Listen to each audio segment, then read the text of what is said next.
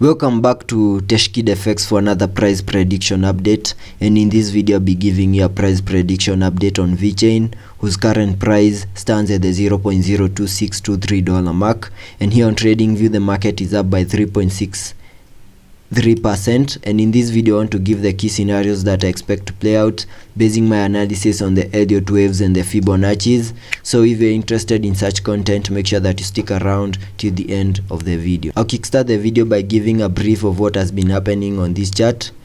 Vechain from the all-time high has been seeing lower prices in this massive ABC correction, which has now taken us to around the $0.02 mark, and from there we have started seeing a very nice bounce to the upper side, and in that movement to the upper side I believe we are in the formation of the fractal waves for this wave 1 to the upper side, which I have a target area here on the screen within this red target area between the $0.17 mark and the $0.15 mark, and that I'm basing it on the Fibonacci's. So if I apply the fibs here connecting to the all-time high, you can see that that red target area lies between the fib level 0.5 and the 0.618, which is the minimum that I expect that wave 1 to the upper side to do. If I zoom out on this chart, here on the daily chart, you can see that the moment we made that low at around the $0.02 mark, we started seeing a very nice pump to the upper side. Tried to break to the upper side, but we did not manage to break above this key area of resistance. Had a pullback to the lower side, touched that key area of support down there, and in that movement we formed a double bottom over here, right here. Had this retracement, then tried to push to the upper side once more, but we got rejected. In that movement we completed the formation of a double bottom, and this pattern normally breaks to the upper side, having the target area for that breakout as the height of that neckline. So using a trend line over here, I can try and measure the height of that neckline and place it above the neckline. Expected that we might have that breakout to the upper side and take us to around the $0.03 mark, break above that key area of resistance at around the $0.029 mark. But that movement to the upper side did not play out because we are facing a key area of resistance over here. We got rejected and we are seeing a little bit of a pullback here on the chart. So if I jump to the 4-hour chart, here on the 4-hour chart, these movements over here, I can try and I can apply the Elliot waves, having this as my wave 1, then this as a wave 2, then what is in formation at the moment is a wave 3 to the upper side.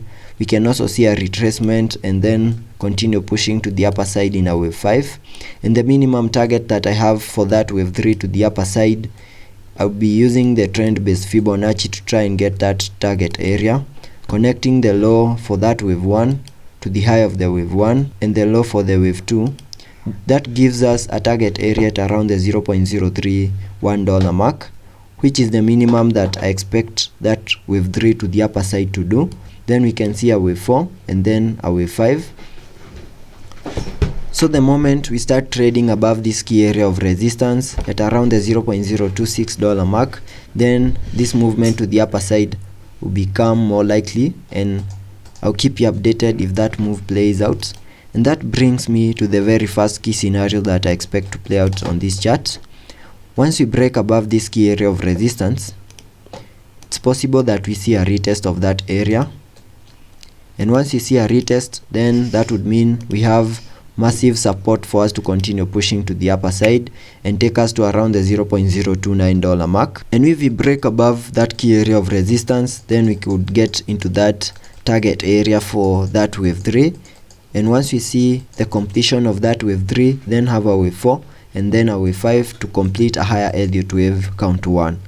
So those are the key scenarios. It's possible that we also get rejected over this key area of resistance, have a pullback to the lower side, and maybe get to around the $0.0242 mark, where we have our next key area of support. So those are the key scenarios that I expect to play out. If I also take a look at the indicators, here on the RSI we are trading at around the 57 mark, and that would mean we have room for us to continue pushing higher if we break above that key area of resistance.